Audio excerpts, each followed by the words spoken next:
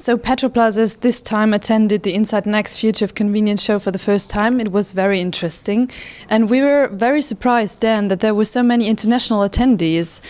How does that come? Well, it's very much our purpose with Future of Convenience. 10, 11 years ago when we started this event, it was very much a UK event. We've been really focusing on getting the international attendees and providing content that's useful for international attendees over the last decade, really. And, last few years, we've really got to a level where we've got 20 or so countries attending every year. And it is very much an international event in terms of the speakers and the programme and the issues. And, that's our strategy. We're there for the international audience. So if we're getting there and if we're satisfying retailers and suppliers, then we're doing a good job, and I'm very happy. How do you think, how important is convenience retailing for petrol stations?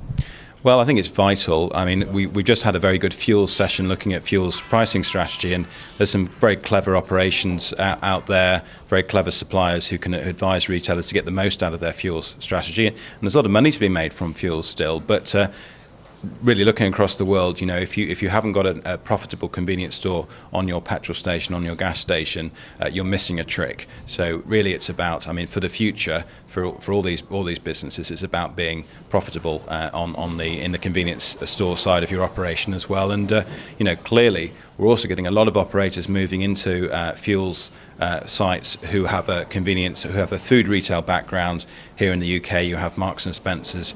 Yesterday in Watford, Waitrose opened their first store where they've got the whole retail operation, and Shell are selling the fuel. So this is very much the future. Can you give us a short summary on this year's event? How did it go? Well, we're almost at the end of it now, so I'm probably looking a little bit more jaded than I was at the start. But we've had a hell of a week so far, and I hope delegates certainly have enjoyed it as much as the Insight team have hosting it. I think one of the key things we wanted to do at the start of the week in the UK was really get under the skin of own label development and how that was a terrific weapon in the convenience stores armoury here in the UK for obviously looking at the huge growth in food to go and food for later in convenience stores in the UK. We wanted to really understand the part that own label innovation played in that. We started at a Marks and Spencer's factory run by Unique Foods to look at how they produced own label product.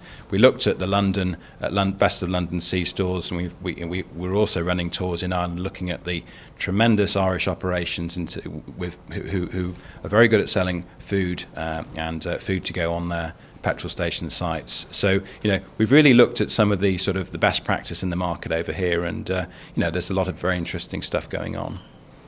Another issue, you've recently launched the Retail Vision TV. So what is that exactly?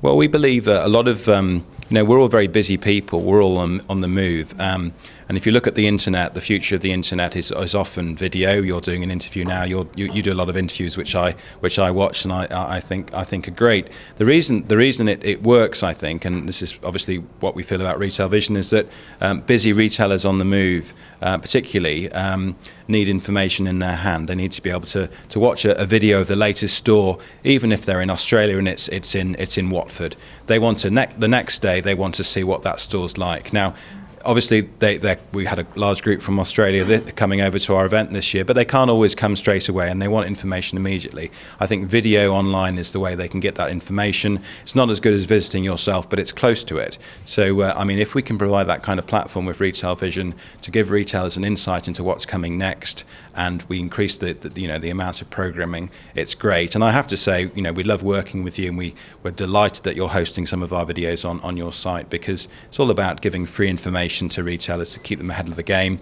If we can get suppliers to support some of those films, then we can massively increase our programming in the future. It's a great idea. Thank you very much, Dan. Thank you.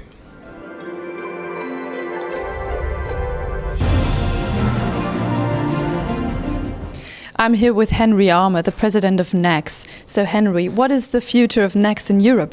Well, we just finished the Insight NACS conference here in London. Every year it gets bigger and bigger.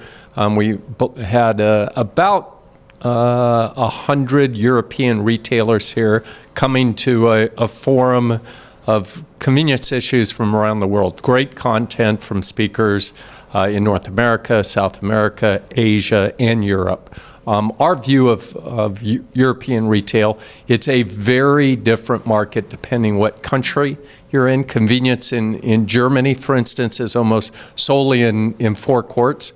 But we think that there's a lot of issues that in market developments that are taking place around the world that is very relevant throughout Europe. So our plan is to continue to engage European retailers. Our partnership with Insight is the key vehicle that we're using, but we'll continue to grow our membership here in Europe.